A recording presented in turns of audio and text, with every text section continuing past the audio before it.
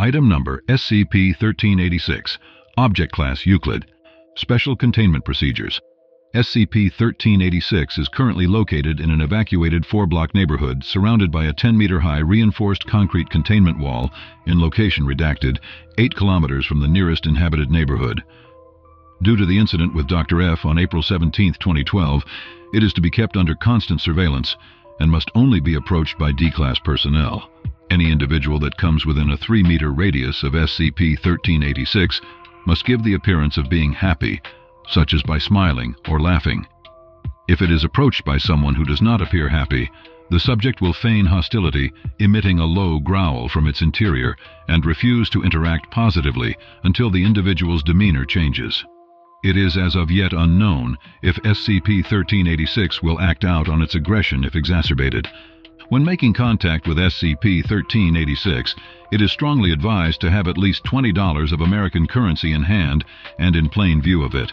If SCP-1386 does not sense currency on the individual approaching it, a siren that has been known to cause bleeding of the inner ear will blare from its undercarriage for the next 24 hours.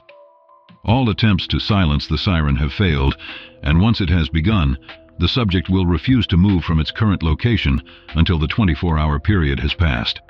Any attempts of interaction with SCP-1386 during this period have been known to momentarily increase the intensity of the siren. Description: SCP-1386 is a white, Good Humor brand ice cream truck, in poor condition and lacking any images or descriptions of the products it sells. The van appears to be sapient, as it drives without a person behind the wheel. After the investigation of March 15, 2012, it has been concluded that none of the doors or windows on the vehicle open through conventional means. The van plays instrumental melodies of Pop Goes the Weasel and Twinkle Twinkle Little Star 24 hours a day, alternating between the two every 4 hours. On occasion, it has been known to play a version of Greensleeves, but will immediately switch to another song when in the presence of customers. SCP-1386 has a thin slot in the middle of its driver's side door, which only becomes visible when it dispenses the various ice cream products it sells. Along with the ice cream, the van slides out a small slip of receipt paper with a price written on it in what has been described as very sloppy but legible handwriting. The van receives payment through the same slot it delivers ice cream from, and will drive away as soon as it is paid. The prices and flavors of the ice cream products it sells fluctuate daily, but it never runs out of its stock of items. Notable tests of the van are as follows. March 30, 2012. Doctors R and D each requested 1 cookies and creme smoothie, and they were dispensed as asked. However, one smoothie was marked with a handwritten M, and the other a handwritten G. The receipt was for $4.89 and was paid without incident. April 1, 2012. Dr. D requested 1 Neapolitan ice cream sandwich. After several seconds, the van slid out what appeared to be a meat and cheese sandwich with tomato. The sandwich was made out of chocolate, vanilla, and strawberry ice cream, respectively. The receipt given read April Fools, and the van drove away before Dr. D could inquire about payment. April 12, 2012. Dr. D asked for a single scoop vanilla ice cream in a waffle cone. The product was dispensed as asked with a receipt that read 72 cents and was paid without incident. April 17, 2012.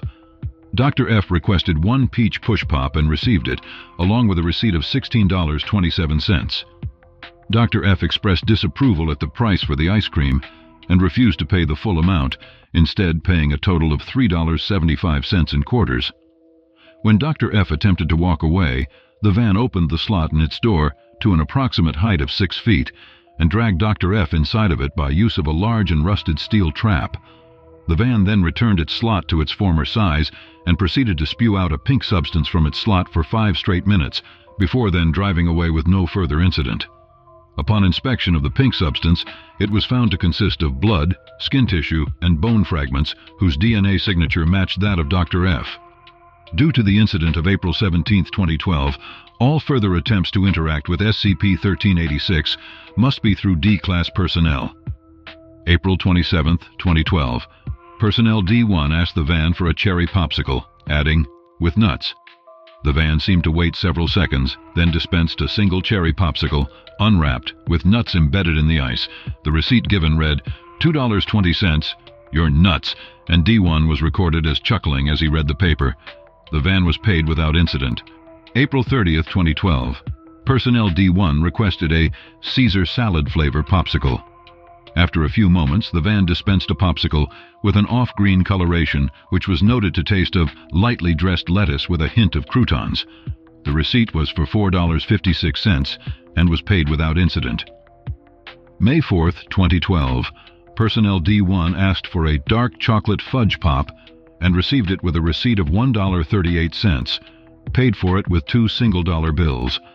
After receiving payment, the van made a sound akin to a cash register from within what is presumably the area in which ice cream is stored, and then dispensed a small factory-wrapped package. There was no written indication of what was contained inside the package, but on the front there was a crudely drawn image of what appeared to be various coins, all of American currency. The van drove off once the package was dispensed. At the urging of Dr. J, D1 was then assigned to inspect the contents of the package. The package was found to have a total of 62 cents in American currency. When the coins were considered safe, D1 asked if he could keep the change. Request was denied. May 10th, 2012. Personnel D1 asked for an ice cream Kinder Egg, which was dispensed along with a receipt for $3.87 and was paid without incident. The Kinder Egg appeared similar to the kind popular in Europe, though made of ice cream instead of chocolate. D1 reported the exterior to be made of coffee ice cream and the interior of French vanilla. However, there was no toy inside, as ordinary Kinder Eggs have. Instead, there was a small slip of parchment paper that read, "I owe you one toy." May 16th, 2012. Personnel D1 requested the following, in order: 1 cherry ice loli, 1 cherry ice pop, 1 cherry popsicle, and 1 cherry-flavored drink frozen. The van made what D1 described as a real unnerving sound, like someone skinning a cat in reverse, for several seconds before flinging out of its slot red sticks of unwrapped ice, shattering them on the pavement. Moments later, it dispensed a large styrofoam cup full of a frozen green liquid. D1 was noted as asking the van, "What do I owe you?" and was given no response before the van drove off. Upon inspection of the shards of ice from the first 3 sticks, it was discovered that the frozen substance was made up of 2 parts water, 1 part arsenic, and red food dye. The styrofoam cup was found to contain an unknown substance with a melting point so high it is impossible to thaw with current technology. The substance and the cup are presently being held for further examination. May 20th, 2012. A new procedure has been tested. Personnel D7, mute but able to write, requested a vanilla cone in chocolate through use of pencil and paper. The request was raised to the area where the dispensing slot usually appears. After a full minute, the van opened another slot 3 inches lower than the normal one. A thin, flesh-colored appendage slid out of the slot to retrieve the paper before retreating and closing the slot. Moments later, the normal slot opened and the ice cream was received. The receipt was for 97 cents and was paid without incident. When questioned about the transaction, D7 responded in frantic sign language. It is transcribed as follows. It was a hand, not human, 2 fingers and a thumb. It was bony like a dead body, and it smelled dead. D7 refused to eat the ice cream that was received, claiming they had lost their appetite. May 30th, 2012. Following the events of May 20th, 2012, Personnel D5, who is not mute, was given the order to repeat the same test, writing their request on paper and giving it to the van. The van received the paper through its secondary slot by use of another flesh-colored appendage and completed the transaction as requested. The receipt was for 86 cents and was paid without incident. When questioned about the transaction and the appendage in particular, D5 responded, "I don't see what redacted was getting all worked up about. It's just a hand, you know. There's probably just some guy in there handing out ice cream. Sure, it's weird, but what here isn't?" June 4th, 2012. Personnel D2, also not mute, was given the order to write a new request on paper and give it to the van. The request was for a banana sundae with hot fudge. As in previous tests, the van accepted the paper through a secondary slot by use of its hand and processed the request. The receipt was for $2.78 and was paid without incident. When questioned about the transaction, D2 stated, "There's got to be somebody in there. I could swear I heard somebody cough, like they had a cold or something. When the topic of the hand was further pushed, D2 responded, Look, it's not that big of a deal. Just a hand. Got all 5 fingers, looked healthy, certainly not dead or whatever. redacted. Just lost it. Never trusted that guy much anyway. June 6, 2012. No test. Personnel D7, logged at 5:30-2012, was found dead in their holding block at 7:40 a.m. Approximate time of death is 4:30 a.m. Autopsy shows that D7 died of strangulation, and light bruising on the neck confirms this. D7's death has been marked as self-termination, as they did not share a cell with any other personnel, and their cell door showed no signs of forced entry.